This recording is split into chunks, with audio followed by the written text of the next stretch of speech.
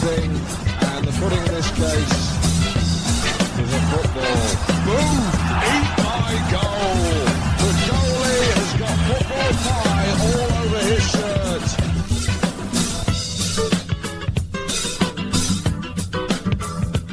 Welcome to this episode of the Down the Pub podcast.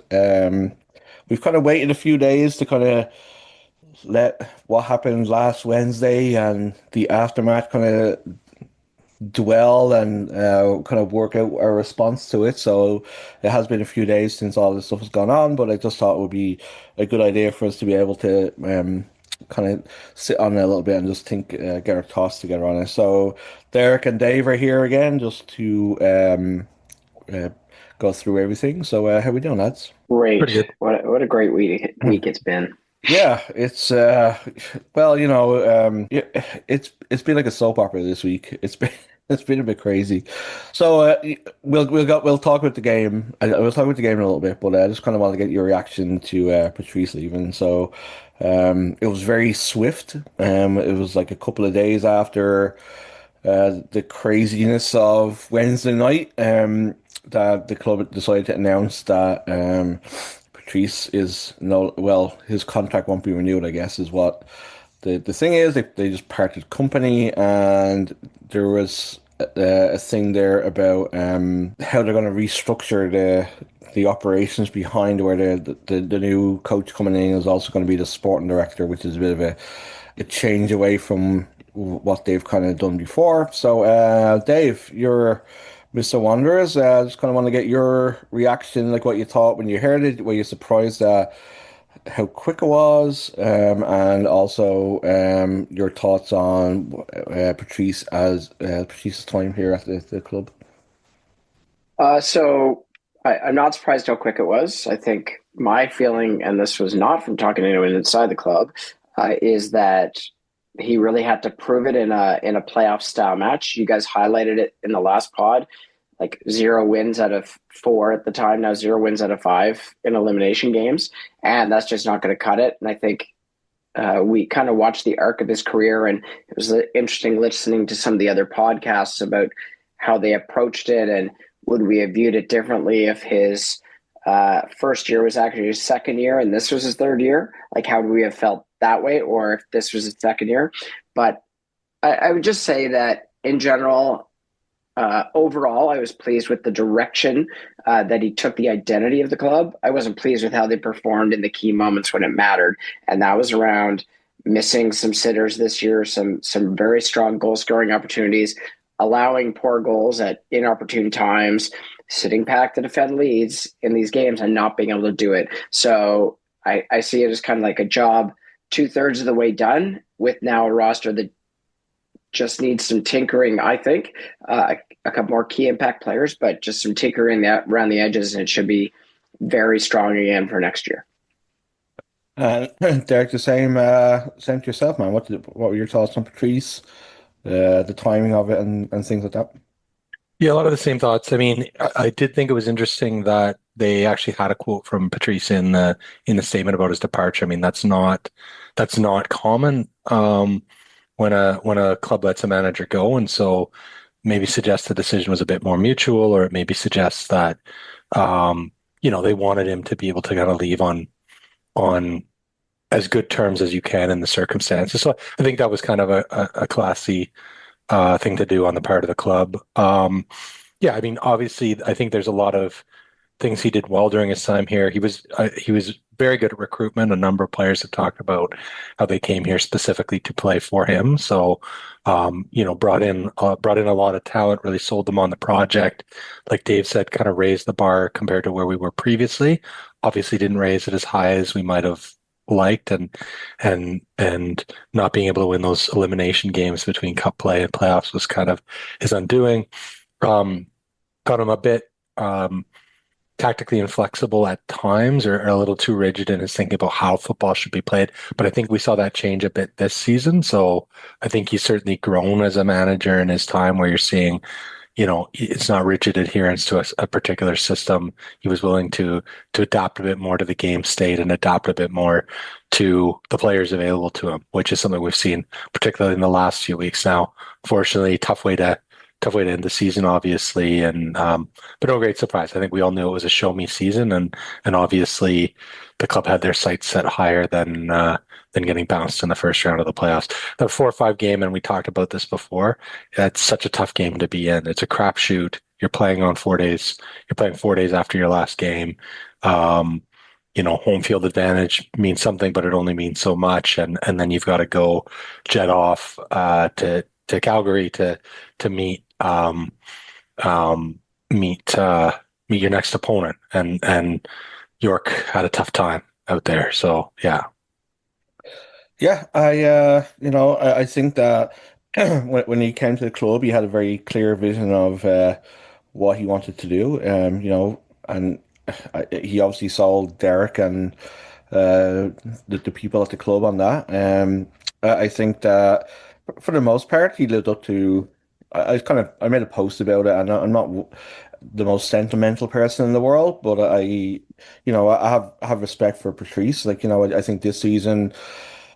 Uh, Maybe I wouldn't say I lost a bit of respect for him, but obviously, I he I always saw him as kind of like he always had this approach of the world is against us, which is good for you want to be that underdog kind of thing, but at times like he took a bit too far and thought that everybody was out to make him fail. At the end of the day, we're all here because we want the club to succeed, right? So, we all want to pull on the rope.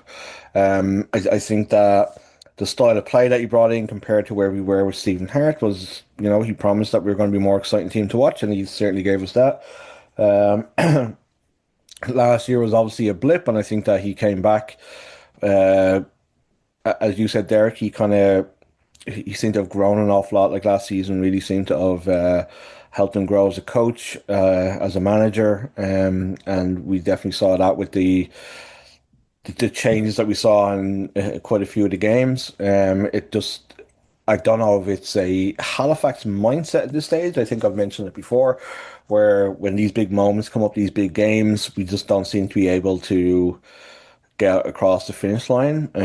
We do seem to not do so well in these kind of big moments, whether it's the feeling of the expectations kind of gets to the players. I really don't know, but I know that Patrice he'll find a job pretty quickly. He has a really good track record of bringing players through, which any kind of team at this level, or any kind of university, that's what they want. So he has a really good record of bringing players through. As you see, like a lot of Canadian men's national team players who have played under him, like I speak quite highly of him, and I wish him all the best for the future. Wasn't too surprised at how quick the turnaround was for it to happen. It, that that statement did seem kind of pre-planned, or they kind of maybe straight after the game the ball was rolling to try and make it look like it was kind of amicable and not him being booted out the door kind of thing, right? So, but has left an awful lot of players kind of in limbo right now because I think is it like 6, 7 players we have who have options for next year who aren't guaranteed, and then obviously there's players coming to the end of their contracts. I think we'll have to get used to the fact that Sean Ray won't be back. He's stated categorically that he wants to go back to a higher level, so whether that's the MLS or Europe. So we probably won't see Sean Ray back next year, and then obviously we have FC Supra in the background, hovering like a vulture behind us, waiting to pick the bones of a lot of the clubs here for any player who has any sort of Quebec connection. So it's definitely going to be interesting. Like hearing Kareem want to come back, he's from Quebec, so that kind of makes you feel that there's something here at the club that will make some players maybe not want to just jump ship and be closer to home. So we'll definitely see how it goes, huh? Yeah, I will say one thing. I don't know that I get your point about that maybe it's something at the club that where we don't rise to the big occasions. I don't know if that's necessarily been true throughout our existence. Like under Hart, obviously we really struggled during the regular season, but we were actually quite good in elimination games. Like we did well in the pressure cooker format of the island games. We did well in Can Champ. under Hart. We consistently won against same level opponents and gave two MLS clubs a run for their money in games here at the ground. So I think there's something to be learned from that. There's some positives from that time period too, or some things we could learn from that time period. And when we talk about what we're looking for at a coach that knows the difference between how you coach in the regular season and how you coach in elimination games, I think will be key. I think it was maybe yourself or somebody had said earlier on that we should have Patrice for the regular season and then bring Stephen Hart in for the playoffs, which I think that would be a tag team made in heaven for the Wanderers, to be perfectly honest. So, Wowzers. yeah. So Dave, let's go back to all the way back to last Wednesday. Oh my days! So, what were your thoughts on the game? The atmosphere? You obviously had like a really good seat. So what were your thoughts on the game itself, and what was it like where you were sitting? So I think the game went kind of how we expected. York was sitting back. They were waiting for a break. We were trying to pull them wide around. We had many good chances. Thiago, I don't know if that's the best game I've ever seen him play for the Wanderers, but I feel like it was the most complete game that I saw him play for us. Like he was just a beast. I mean, like bicycle kicks and headers and runs through that are just offside, bullying defenders, setting up players in and around him. Like that's the player that I think Matt and those guys dreamed he could be. And now he has to that's what he has to do every time, right? That should be the level for him all the time. And that gives you a player. I thought it was pretty straightforward what we were doing. The questions I had around, I think we all talked about the lineups that we expected, which was pretty much what we got with Telfer playing up higher. My question was tactically, and I weirdly this week I just ran into a couple coaches. I was asking them, and they gave me some thoughts on what it could have been. Was when we saw Kareem Sow pushed up from his left wing back position all the way onto their right back, and then Rhea playing in the space behind him, but significantly behind him, 15 to 25 yards. So I was trying to get a feeling are we just trying to get Rhea more space to play in the ball deeper away from more pressure, or what are we doing there? And it didn't work for me.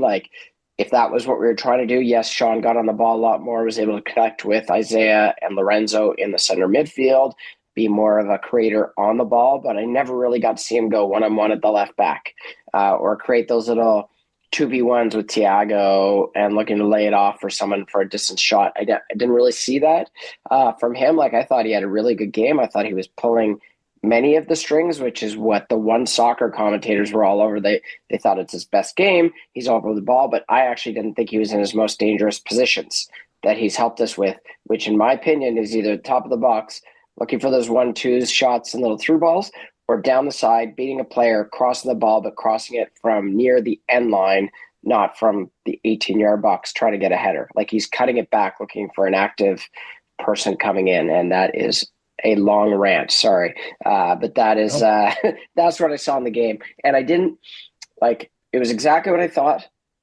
Their goals were crap. I don't feel like they deserved to win the game, but we just pulled back at the wrong time with the wrong players. And as every commentator pointed out, the key for that game was taking Ray off, putting Rampy in. And I'm sorry, I love Rampy. You guys know I love Rampy.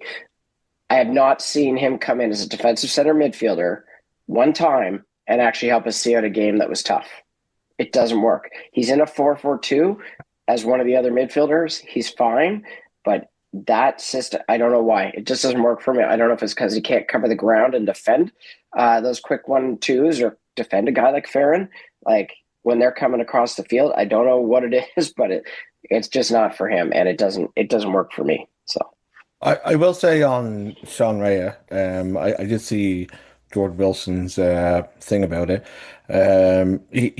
His tank was empty. I think he maybe asked to come off because he was spent. He was done. So Patrice had to do something. So wow. you look at the bench, and I guess there's not too many options to try and if you look at the game, like like Raya was everywhere. I think that I think I don't think it was his best game as a Wanderer, but I think it was like one of the more complete games he's done, where he was kind of here, there, and everywhere. He's making tackles, he was making passes, he was available. You know what I mean? So I think he had run his bollocks off. So I would say there's not many, and there's probably maybe a little bit of a downfall in the team that we don't have somebody to come in to close games out like that. You know what I mean? So, yeah. And I Just thought, and to be honest, that's what I thought Isaiah was going to be, the closer, and not coming in like not playing the whole game, but like drop Isaiah back into that space and bring in someone else besides beside Lorenzo. I don't know if that's Biello in that type of game or who that could be. Like, to me, JGL has been playing well the last couple weeks. Like, I would have accepted Isaiah dropping into the six and JGL sitting there with Lorenzo. It's not a lot of speed, but tactical new, keeping the ball and tackling if guys are close to him. He can do all those things. yeah. Derek, your thoughts, and what was the atmosphere like in the kitchen we were? I mean, the atmosphere was great. Obviously, try not to let the outcome color my reflections of the match, because I think Dave's right. I think overall we played a good game. We played to our strengths. York played to theirs. I agree. I think Rhea probably was spent. They were, in addition to him kind of being here, there, and everywhere. York played him quite physically. Like, they were pushing him around a lot, and I'm sure that was a deliberate strategy on their part as well to neutralize him and wear him down. I would maybe have liked to. I mean, I think ultimately the length of the game did reveal our lack of depth in certain key areas, which is a problem we've talked about previously. And certainly without Diash in the lineup, you're a bit lacking in kind of the creative tens. I would maybe have liked to see Biello come on instead of Rampy. I actually thought he'd done well the times that we've played him in more of an advanced midfielder role. I thought he looked better as more of an advanced 8 or a 10 than he did as a 6 in the games we saw him in. And so I would maybe have tapped him. JGL obviously came on late, had a bit of almost became the hero and then kind of became the villain at the end. That last goal, just atrocious. I mean, I think two Wanderers had a chance to clear that ball, and all they needed to do was put their boot through a ball that was right in front of them, and they tried to get cute with it instead, and it ends up in the back of the net. So, I mean, as the coach in me screams, because that's something I see my players do every week, and you got to remind them, like, when it's in that danger zone, you do whatever it takes to clear it. That's not a time to take a touch and try to do something fancy. Clear it from the danger zone, and then you worry about what you're going to do after that. And it just felt like a moment where people forgot that real fundamental, that when you're that deep in your box, you're putting your boot through that ball, you get it out any way you can. So Rosette, baby, Rosette. Yep. Yeah. So I did, just before we kind of talked about some other stuff. I did kind of want to get your thoughts. Obviously, as you said there, JGL kind of went from hero to kind of villain. But I just kind of want to get your thoughts on the guy as a professional, because he got an awful lot of hate. He was blamed by a lot of people when he came on. Like, this is a guy who has 5 international caps, and Chris Cyril on Facebook had wrote a really nice thing about it. But it's kind of like I just want to be able to temper what everybody been saying about him. So I just kind of want to get your thoughts on him as a person and as a player. I don't Yeah. go on social media for that kind of stuff, so I don't see a lot of those comments. But anyone that I talk to, they're just like, number one, in a penalty shootout, I'm sorry, Lorenzo missed the net by 2 yards. So, like, if anyone should be taking any stick, and Yesley, there's one, he should have at least, like, he shot it right at him. Then he was already diving, and that made me sad. But JGL, with that goal, it was so timely. He's only been coming off the bench for like literally the last 3 weeks. People got to remember, he's not even up to full speed. That's why he can't play that many minutes. So to me, that's not it's a mistake, but he wasn't the only one on those plays whose fault it was. So he was like one of three people that probably could have cleared that ball, and the goalkeeper's error was actually significantly worse than his. So his was bad. Yes, this was worse. Derek? Yeah, I should clarify my comment and say I'm certainly not pointing any fingers at him. I've seen people pointing fingers at him. I don't lay that loss on his shoulders in any way, shape, or form. I think, and there were comments to the effect of he's always been terrible. That's just untrue as well as an unfair thing to say. He put in two very good seasons for us when we were a very poor team in 2021 and 2022. When he came back from York, he struggled a bit. We were played him out of position for most of last season, in fairness. We had him playing as a 10. We had him leading the press. I don't think those are things that he's particularly well suited to, but they were trying to slot him into a midfield that was already pretty well set. And so, I think he was forced to play out of position. And then for whatever reason this season, whether it was fitness, whatever, he kind of fell out of favor and didn't get much playing time. But I think in the games he's come into recently, the guy wears his heart on his sleeve and he plays with his heart on his sleeve and he plays his heart out. And so I think, not laying the blame on him at all for that loss. He scored a fantastic goal in extra time to put us up. That was all guts and effort, and super nice guy off as well. I mean, if you've ever met him off the pitch, couldn't meet a nicer guy.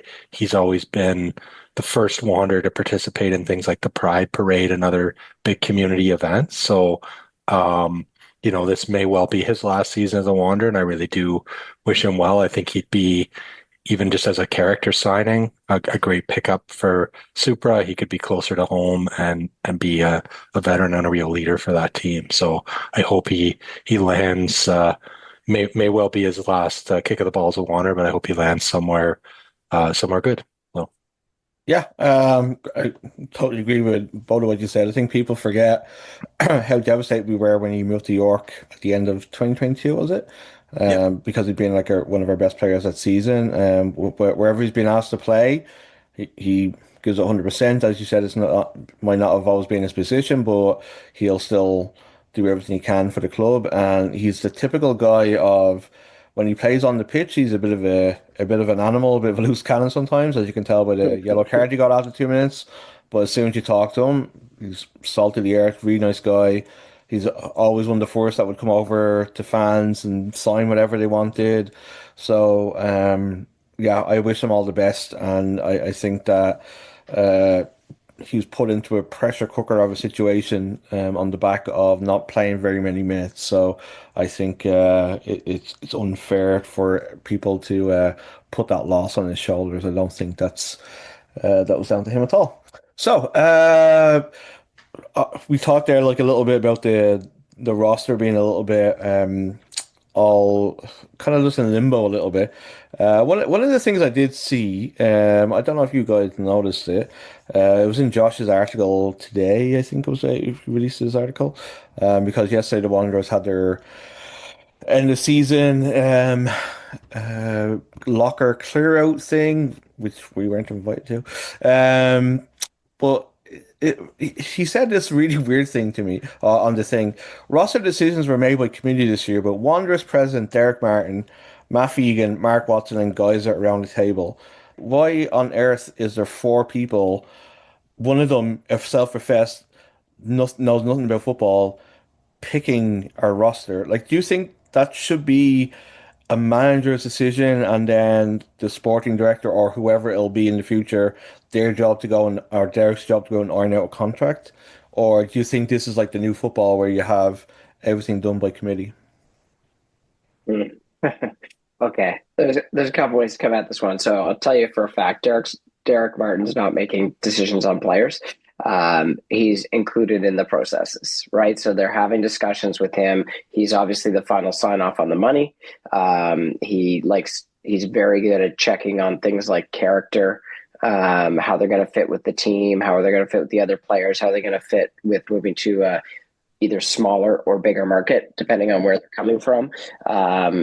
And he's very interested to kind of understand the process of how the players are coming in. So yes, he would have been on that group, but I wouldn't say he's like making a decision. Everton's doing the same thing now that they've moved to this like 4-person committee of people, but in the end, your CEO or the top of your sporting side is going to make that call and sign the player. And I think with the club's decision to move to an integrated sporting director and coach, I think they're saying like, all right, like you build it the way you want to build it.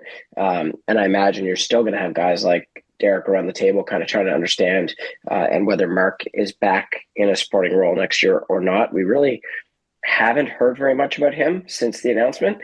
We've seen him on occasion, so it would be interesting to get anyway his thoughts on the year and how that's gone and in real speak, not in coach speak.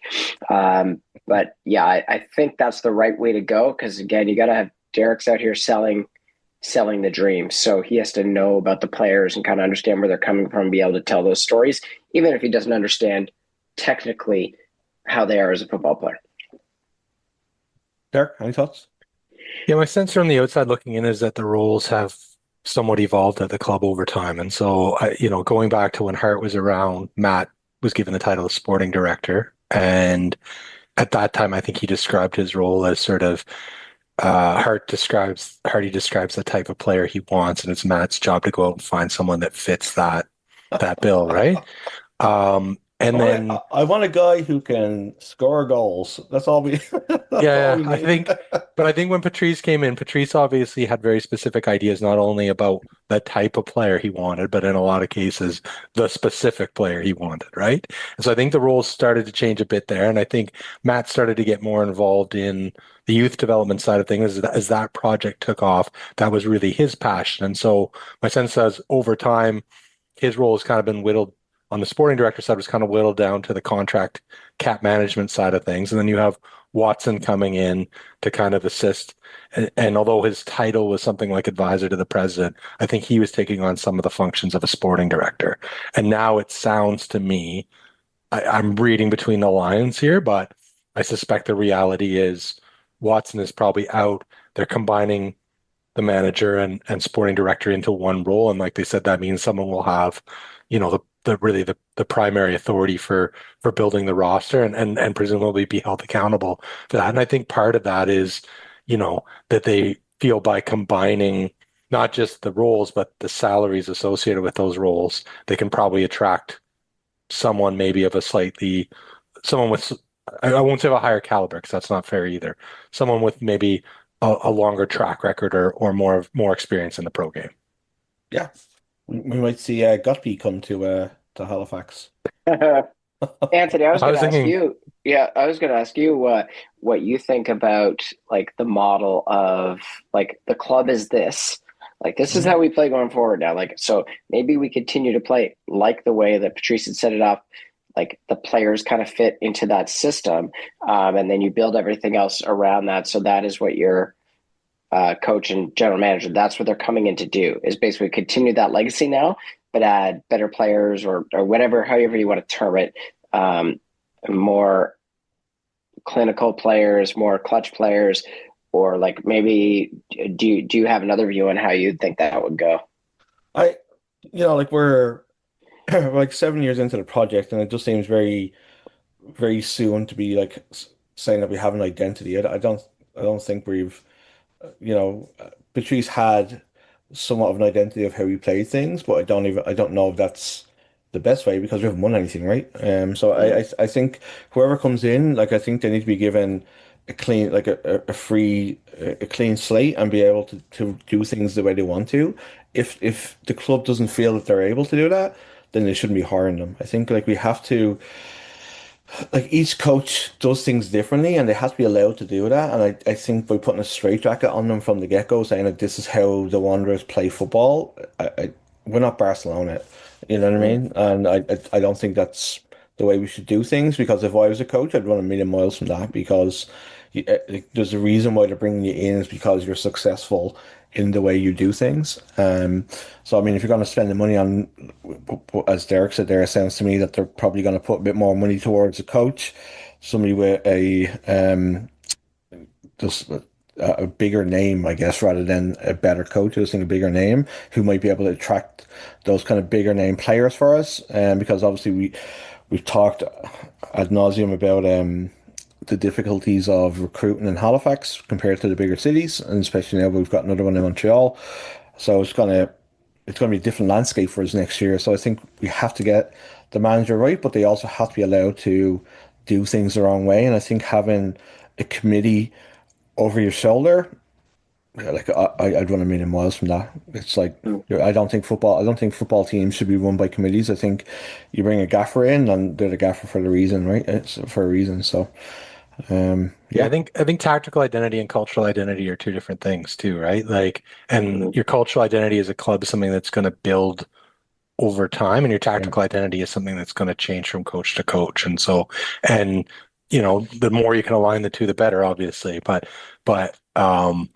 But yeah, so cultural identity, that's a work in progress at the club.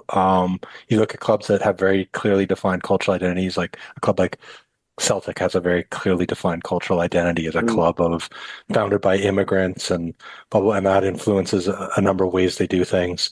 Um, but a tactical identity will vary from coach to coach. Brendan Rodgers' tactical identity was different than Big Ange's, and whoever Martin O'Neill's will be different, and someone that comes after that will be different. So I fully expect whatever coach comes in to bring a new tactical philosophy and a new tactical identity. What'll be interesting is how they build around the players they've got, right? Because we've got the spine, I think, of a decent team there. In terms of players that are still under contract, we have TMG, we have Rampy and Isaiah and Lorenzo in midfield. We have Thiago as a striker. We have Bai Bahambula. Um, so really, then you start looking at what do we need? We've got three other center backs under option, I think. So you yeah, can pick and choose a bit there in terms of who you want to bring back, and then you start to have a very strong spine. You've got an option on Ryan Yesley, um, among others. So, and then a number of players that are out of contract. So that's a solid spine that you can start to build around.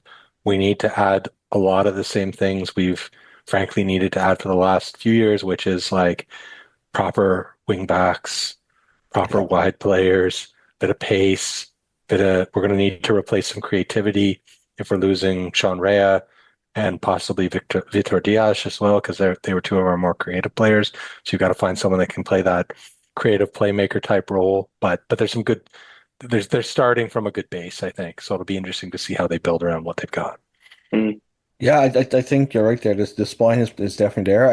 I think that's going to be the biggest thing for them to try and replace is that they're like going to bring up people from the past, but we Probo, Diaz, and Raya were our three most influential players in the final third, and we could potentially lose all of them. You know what I mean? Because nothing's been said about Diaz coming back either, right? And obviously he's had a few injuries towards the end of the season there. So yeah, it's going to be interesting to see. And I would like to think, and I hope that we have a quick turnaround and we get somebody in place pretty quickly that they can resolve who's staying, who's going, and then just January 1st or 2nd, whatever it is, they can just get the hammer down and get the team that they want, right?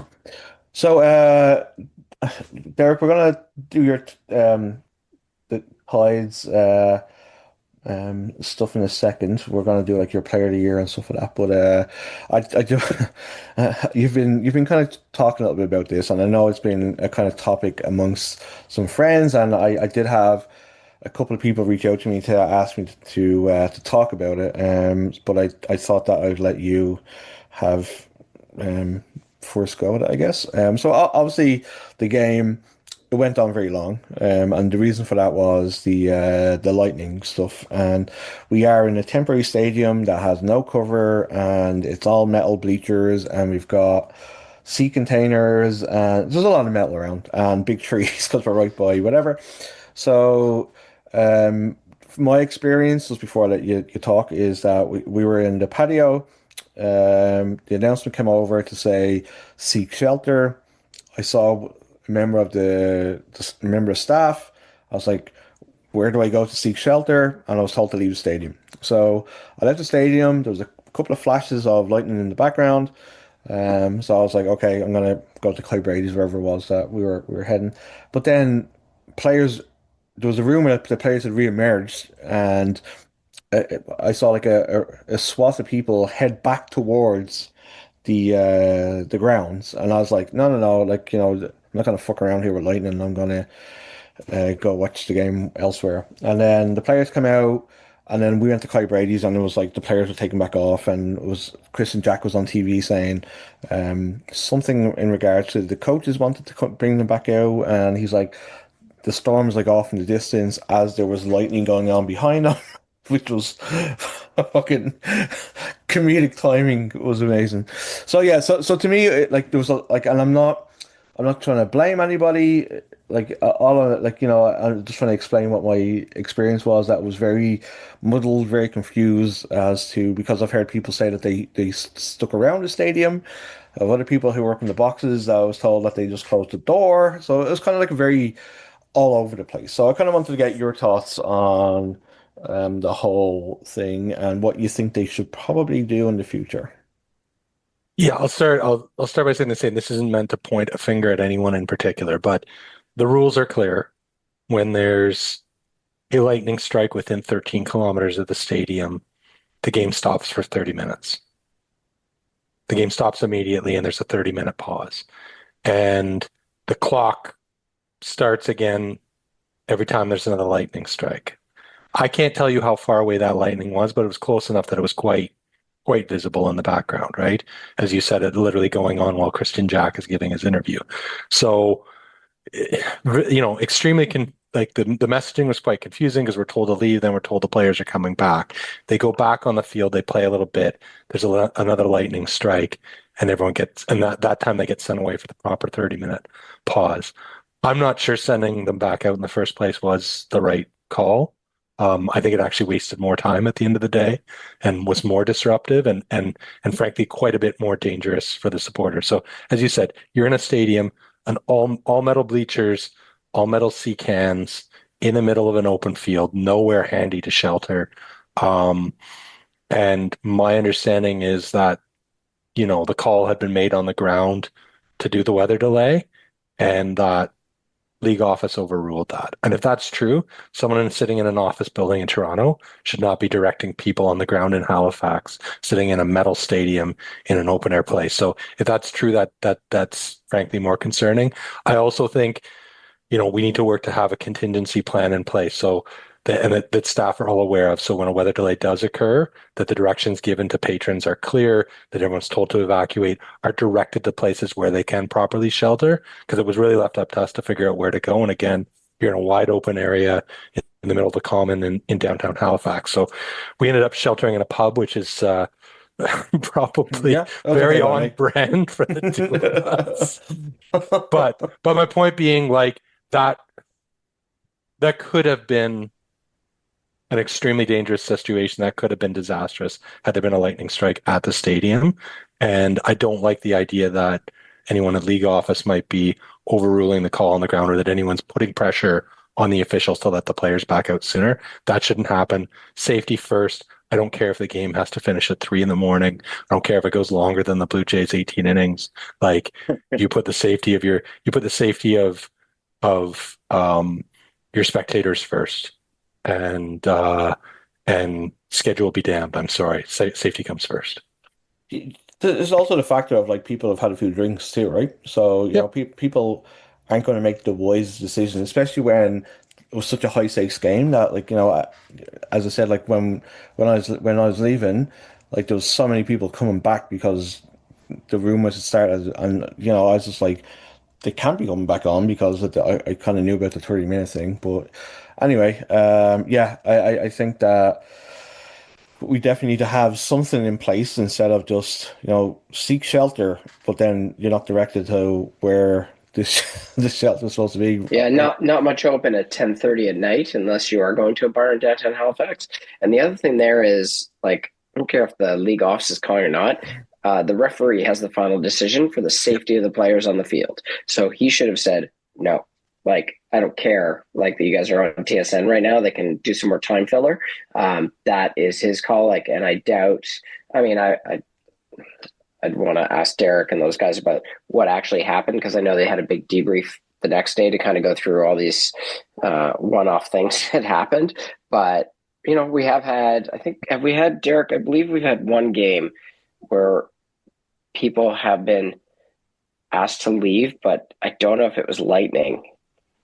There was something. It might not have been Wanderers. It might have been an amateur game, but I just want to see that from the club be very specific, and it should just be in their operation manual, which it is. I'm sure. Like, I'm pretty sure I've seen that somewhere. So, as I said, and again, I'm not pointing the finger at anyone in particular, because I think the staff were trying to do the best they could under the circumstances, and potentially getting conflicting instructions from the on-field officials and league officials.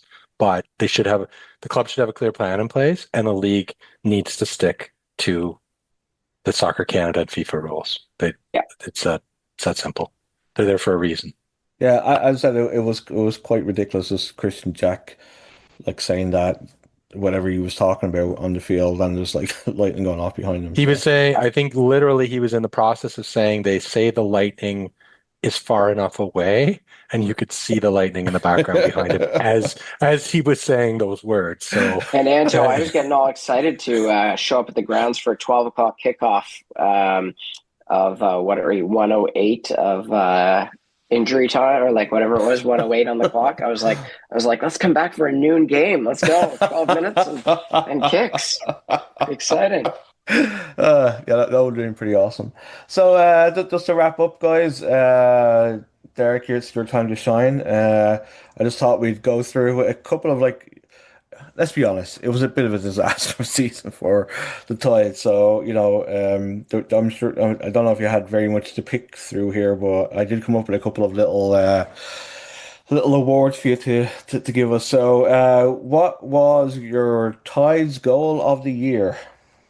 Sarah Miller's second goal. So she scored a brace in that game against Montreal on October 2nd. She scored in the 71st minute, and just one of those ones where you collect the ball deep and somehow dribbled through like half their team, gets to the box, defender tries to tackle it, on the edge of the box.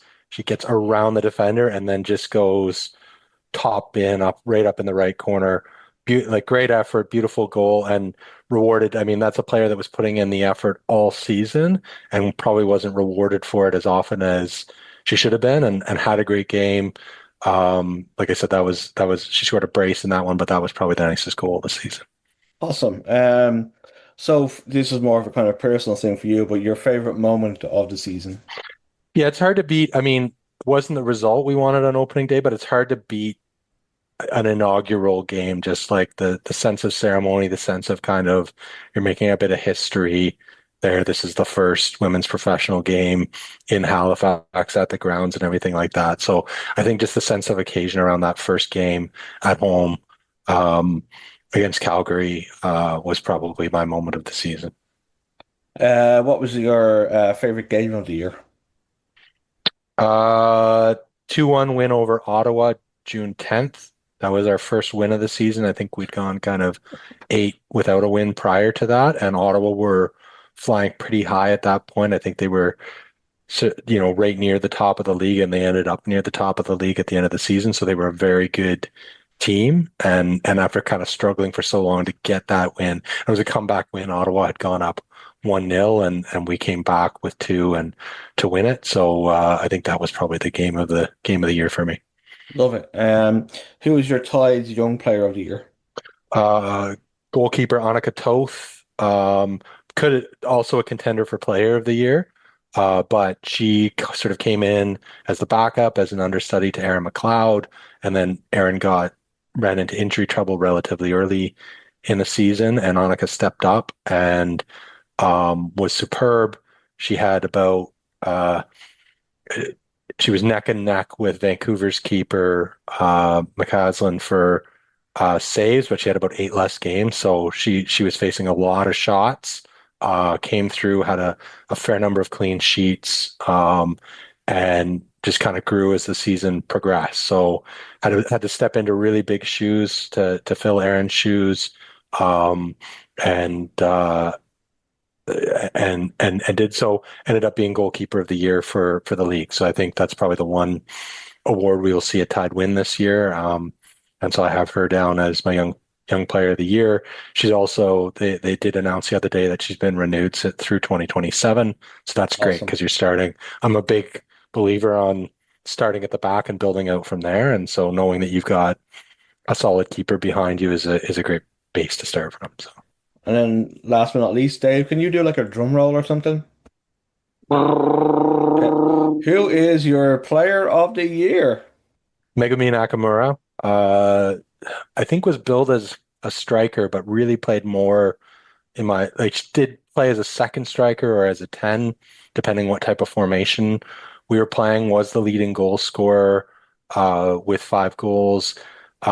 Probably would have had more with a bit better service, if I'm being honest, and had a bit of injury trouble towards the end of the season, but wonderful personality, very personable player, comes from Japan, obviously, and came here to play in the Northern Super League, so gave up a lot to be away from friends and family to come and play here, and was just an entertaining player and an all-around great personality to be around. I might be a little biased because that's my youngest kid's favorite player as well, but I think I think a lot of fans would probably have her down as a fan favorite. So she was kind of one of the only players the Tides had that would actually get you out of your seat. You know what I mean?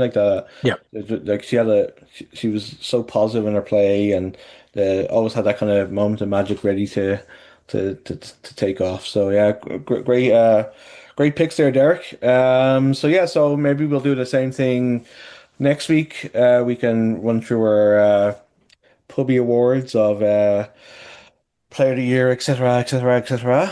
That kind of puts the end of Halifax football, the professional football for the year, right? This kind of feels a little bit of a downer, doesn't it? Well, we can just congratulate Dalhousie for their yes, huge that's true. win. So well done, lads. Yeah, it's geez, like Cape Breton are not an easy team to beat. So big congratulations to them. Thanks for hanging out again, guys. Really appreciate it. It was a lot to pick through there, and we'll maybe as an outro, you can do Sarah McLachlan's "I Will Remember You" with a montage of photos from the Tides and Wanderers season. It'll just be like pictures of the three of us just looking sad. Yeah. Memories. Here's to 2026. Looking at a player. Picture of Sean Rea while crying, Yeah, the Wolverine meme, is that good one? Yeah. Oh God, it's just those longing looking at beer with a tear in her eye. All right, guys. Take care. Appreciate the time. Take care, boys.